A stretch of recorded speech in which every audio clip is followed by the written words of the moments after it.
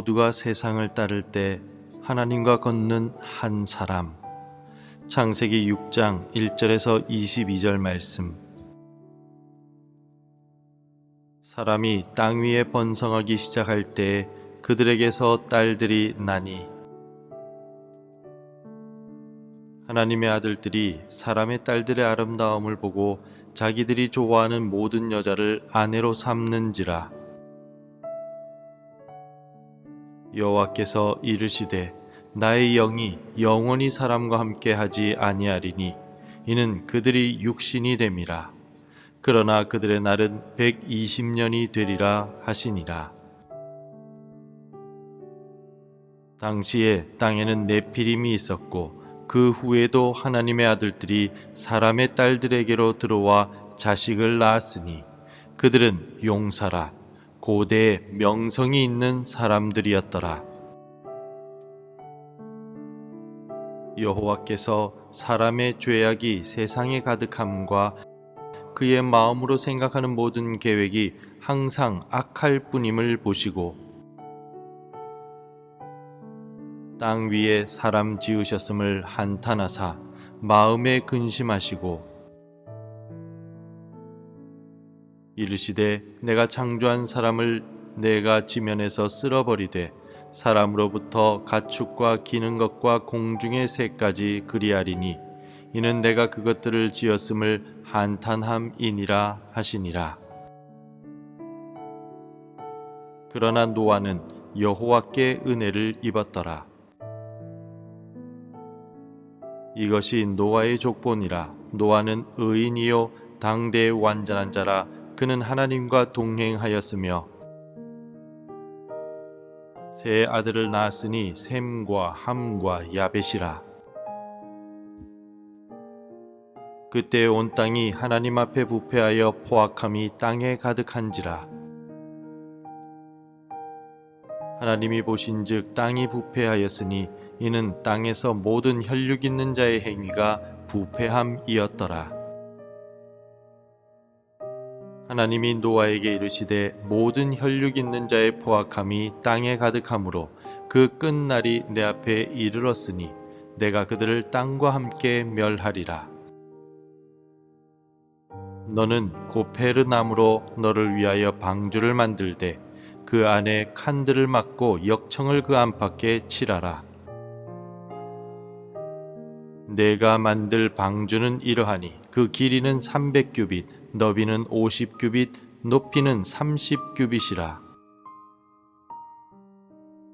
거기에 창을 내되 위에서부터 한 규빗에 내고 그 문은 옆으로 내고 상중하 3층으로 할지니라. 내가 홍수를 땅에 일으켜 무릇 생명의 기운이 있는 모든 육체를 천하에서 멸절하리니 땅에 있는 것들이 다 죽으리라. 그러나 너와는 내가 내 언약을 세우리니 너는 내 아들들과 내 아내와 내 며느리들과 함께 그 방주로 들어가고 혈육 있는 모든 생물을 너는 각기 암수 한 쌍씩 방주로 이끌어들여 너와 함께 생명을 보존하게 하되 새가 그 종류대로 가축이 그 종류대로 땅에 기는 모든 것이 그 종류대로 각기 둘씩 네개로 낳아오리니 그 생명을 보존하게 하라. 너는 먹을 모든 양식을 네개로 가져다가 저축하라. 이것이 너와 그들의 먹을 것이 되리라. 노아가 그와 같이 하여 하나님이 자기에게 명하신 대로 다 준행하였더라. 여러분, 오늘 아침 아주 흥미롭지만 조금은 씁쓸한 통계 하나를 소개해드리며 말씀을 함께 나누고자 합니다.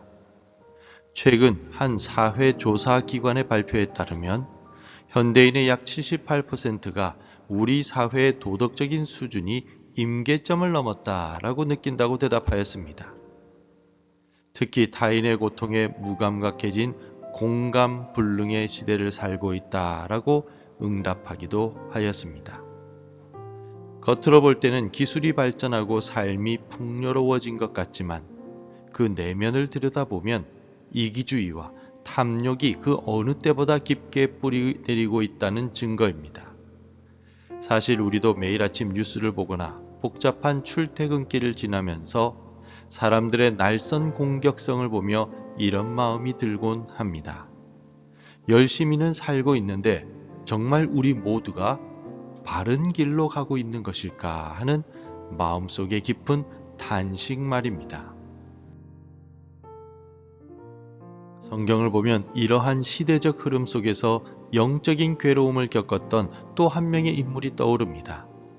바로 소돔 땅에 살았던 롯이었습니다. 베드로 후서는 롯이 그 무법한 자들의 음란한 행실을 보며 날마다 그 의로운 심령이 상했다라고 기록합니다. 온 세상이 탐욕을 성공이라 부르고 죄악을 즐거움이라고 말할 때 하나님의 기준을 품고 살았던 롯의 마음은 찢어질 듯 아팠던 것입니다. 오늘 우리가 함께 읽은 본문의 노아 역시 롯과 같이, 아니 그보다 더 어두운 시대를 살았었던 사람이었습니다. 오늘 본문의 6절은 하나님께서 사람의 죄악이 세상에 가득함과 그 마음으로 생각하는 모든 계획이 항상 악할 뿐임을 보시고 한탄하셨다라고 말합니다. 사람들은 먹고 마시고 사고 파는 일상에만 매몰이 되어 정작 자신들을 만드신 하나님의 눈물을 보지 못했던 것입니다. 우리도 가끔은 꽉 막힌 도로 위에서 혹은 쉴 틈 없이 울리는 스마트폰 알림 속에서 세상이 참 어둡다라고 느끼며 성도로서의 중심을 잡기 위해 외로운 싸움을 하고 계시지는 않으십니까?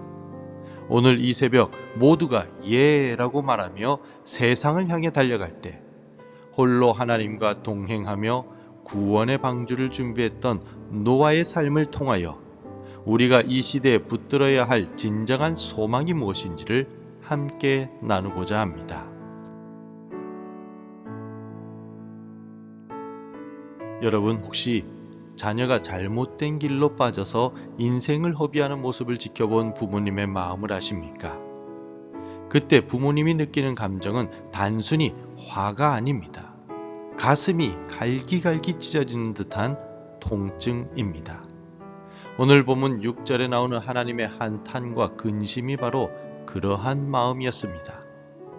땅 위에 사람 지으셨음을 한탄하사 마음에 근심하시고. 하나님은 우리가 죄를 지을 때 몽둥이를 들고 벌 주실 기회만 찾으시는 무서운 재판관이 아니십니다. 오히려 사랑하는 자녀가 망가져가는 모습을 보며 심장이 터질 듯 아파하시는 하나님이십니다. 실제로 미국의 한 상담가가 쓴 책에 이런 내용이 있습니다. 마약에 빠진 아들을 둔 어머니가 있었는데 주변 사람들이 이제 그만 포기하라 라고 말할 때 그 어머니는 이렇게 대답했다고 합니다. 내 아들이 지은 죄는 밉지만 그 죄 때문에 죽어가는 내 아들을 생각하면 잠을 잘 수가 없습니다. 차라리 내가 대신 아프고 싶습니다. 이것이 바로 하나님의 마음입니다. 심판을 결정하신 이유는 세상을 미워해서가 아니라 죄로 인해 온 우주가 썩어가는 것을 더는 보실 수 없었기 때문입니다. 그 아픔의 한복판에서 하나님께서는 노아라는 한 사람을 보셨습니다. 8절은 그러나 노아는 여호와께 은혜를 입었더라 라고 기록합니다. 여기서 은혜, 히브리어로 헤는 노아가 남들보다 완벽해서 받은 상장이 아닙니다. 하나님의 심판이라는 먹구름 속에서도 구원의 씨앗을 남기시려는 일방적인 사랑이었습니다. 오늘 우리에게도 마찬가지입니다. 우리가 이 새벽에 기도의 자리에 나온 것은 우리가 대단해서가 아니라 우리를 향한 하나님의 아픈 사랑과 은혜가 우리를 이 자리로 이끌었기 때문입니다. 노아는 하나님과 동행하는 사람이었습니다. 우리 함께 9절을 읽겠습니다. 이것이 노아의 족본이라. 노아는 의인이요 당대의 완전한 자라. 그는 하나님과 동행하였으며. 여러분, 여기에서 나오는 동행, 히브리어로 할라크라고 하는 말은 무엇입니까? 이 말은 거창한 종교적인 행위를 의미하는 것이 아닙니다. 마치 연인이 손을 잡고 걷듯이 모든 순간을 하나님과 상의하며 살아가는 것을 말합니다. 하나님은 동행하는 노아에게 산 위에 배를 만들라는 황당한 숙제를 주셨습니다. 학자들에 따르면 노아가 방주를 만든 기간은 약 100년이 넘습니다. 비 한 방울 내리지 않는 맑은 날씨에 산 꼭대기에서 거대한 배를 짓는 노아를 보며 사람들은 무엇이라고 말했을까요? 미친 노인네, 인생 낭비하네 라며 비웃었을 것입니다. 이것은 마치 거센 강물을 거슬러 올라가는 연어의 모습과도 같습니다. 모든 물고기가 물결을 따라 떠내려갈 때 연어는 생명을 잉태하기 위해 피투성이가 되면서도 상류를 향해 헤엄칩니다. 세상 사람들은 돈과 쾌락이라는 물줄기에 몸을 맡기고 편하게 흘러가지만 하나님과 동행하는 사람은 말씀이라는 반대 방향을 향해 묵묵히 나아갑니다. 비록 당장은 손해보는 것 같고 어리석어 보여도 그 길만이 살 길이기 때문입니다. 방주를 만드는 매일의 망치질은 노아에게는 기도의 소리였고 세상에는 하나님의 심판을 알리는 경고의 메시지였습니다. 여러분, 오늘 여러분의 삶의 현장에서 정직하게 일하고 억울해도 참고 사랑하기 힘든 사람까지도 사랑하는 그 모습이 바로 현대판 방주 짓기입니다. 세상의 조롱 소리보다 내 곁에서 속삭이시는 하나님의 음성에 더 귀를 기울이는 진짜 동행이 우리에게 있기를 소망합니다. 성도 여러분, 노아의 시대처럼 우리 주변도 여전히 어둡고 거칠 수 있습니다. 그러나 하나님은 오늘 이 어둠 속에서 주님과 함께 걷는 한 사람인 여러분들을 주목하고 계십니다. 노아를 구원하신 것은 그의 완벽함 때문이 아니라 하나님의 일방적인 은혜였음을 잊지 마시기 바랍니다. 우리의 영원한 방주이신 예수 그리스도께서는 십자가에서 우리가 감당해야 할 심판의 비를 대신 맞으셨습니다. 이제 우리는 예수님 안에 거하기만 하면 됩니다. 내 인생의 키를 내가 잡으려고 애쓰지 말고 진정한 주인이 되시는 주님께 모든 것을 맡겨 드립시다. 오늘 이 새벽 예배를 통해 여러분 영혼의 창문을 세상이 아닌 오직 하늘을 향해 활짝 여시기를 바랍니다. 그리고 또한 성령 하나님의 도우심을 구하십시다. 세상의 소음보다 주님의 음성에 순종할 힘을 주옵소서라고 간절히 기도합시다. 주님은 여러분의 눈물 어린 순종과 동행을 가장 기뻐하십니다. 세상의 파도가 아무리 높을지라도 은혜의 방주에 탄 여러분들은 가장 안전할 것입니다. 주님이 주시는 참된 평안이 오늘 하루 여러분의 가정과 일터 위에 가득하기를 간절히 축원합니다. 기도하겠습니다. 사랑의 주님, 죄악 가득한 세상 속에서 우리를 보며 아파하시는 주님의 마음을 깨닫습니다. 노아처럼 우리도 주님의 은혜를 입어 하나님과 동행하기를 원합니다. 보이지 않는 내일을 걱정하기보다 오늘 주님이 명하신 방주를 짓는 순종의 삶을 살게 하옵소서. 우리를 구원하신 예수 그리스도 안에서 참된 평안을 누리며 세상의 구원의 소식을 전하는 자로 살아가게 하옵소서. 예수 그리스도의 이름으로 기도드립니다. 아멘. 계속해서 함께 기도해 주시기 바랍니다. 세상을 따르지 않고 오직 주와 동행하게 하소서.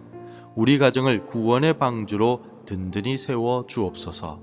심판 중에도 긍휼을 잊지 마시고 우리에게 은혜를 주옵소서. 하나님의 말씀으로 하루를 시작하는 은혜를 주소서. 오늘도 말씀대로 살아가며 열매 맺는 하루가 되시기를 축복합니다.